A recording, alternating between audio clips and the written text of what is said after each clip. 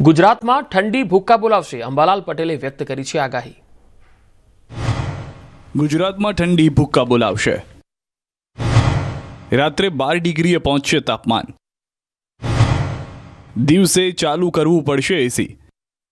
ગુજરાતમાં હાલ થોડા દિવસની પવન ફૂંકાવાને કારણે ઠંડીનો અનુભવ થઈ રહ્યો છે, ત્યારે હવામાન નિષ્ણાત અંબાલાલ પટેલે ઠંડી અંગે આગાહી કરી છે।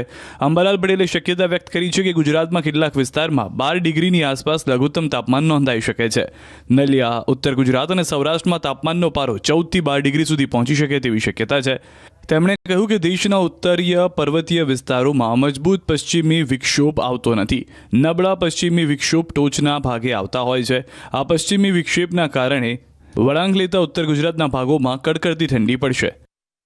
ખાસ કરીને ઉત્તર ગુજરાતના ભાગો, પંચમહાલના ભાગો, સાબરકાંઠાના ભાગો અને પાટણ સમની હારીજના ભાગો, બનાસકાંઠાના ભાગોમાં સવારના ભાગમાં ન્યૂનતમ તાપમાન 15 ડિગ્રી 14 ડિગ્રી સેલ્સિયસ તો ક્યારેક 12 ડિગ્રી સેલ્સિયસ જેવું થઈ જવાની શક્યતા રહેશે। નલિયાના ભાગોમાં ઠંડી રહેશે। રાજકોટના ભાગમાં પણ સવારને કંઈ ઠંડક રહેશે। જ્યારે મહત્તમ તાપમાન 30 ડિગ્રીની આસપાસ પહોંચી શકે છે, એટલે કે રાત્રે ઠંડી અને દિવસે ગરમીનો અનુભવ થઈ શકે છે। દિવસે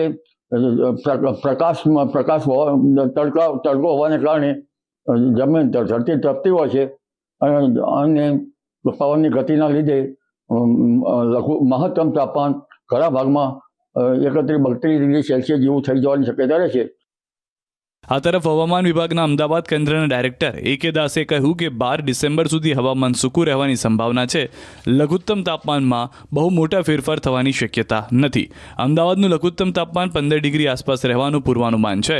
ગુજરાતના ઉત્તર ભાગમાં આવેલા દરિયાકાંઠાના ભાગોમાં ઉત્તરીય પવન ફૂંકાશે, જ્યારે દક્ષિણ ભાગમાં ઉત્તરથી ઉત્તર પૂર્વના પવનો ફૂંકાશે, જ્યારે પવનની ગતિ 15-20 કિલોમીટર પ્રતિ કલાકની રહેવા સંભાવનાઓ છે।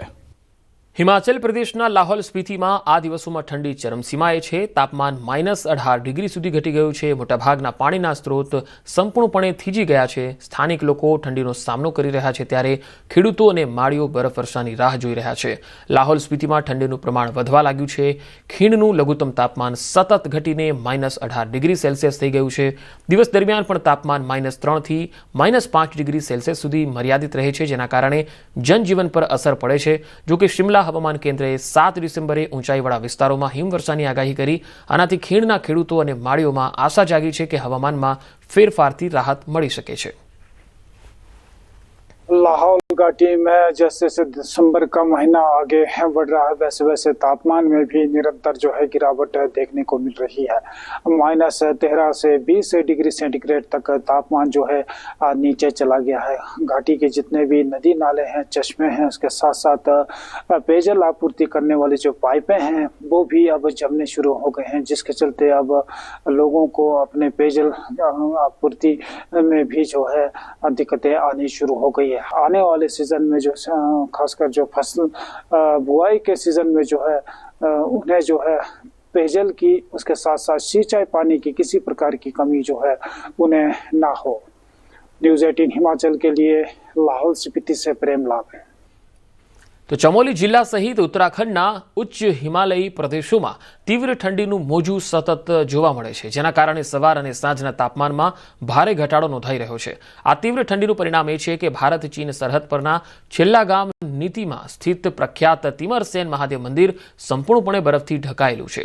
કુદરતી બરફની રચનાને કારણે ઉત્તરાખંડના મિની અમરનાથ તરીકે પ્રખ્યાત આ મંદિર અહીંના શિવલિંગમાંથી ટપકતું પાણી હવે થીજી ગયું, એક વિશાળ બરફના ખડકનું સ્વરૂપ લઈ લીધું છે।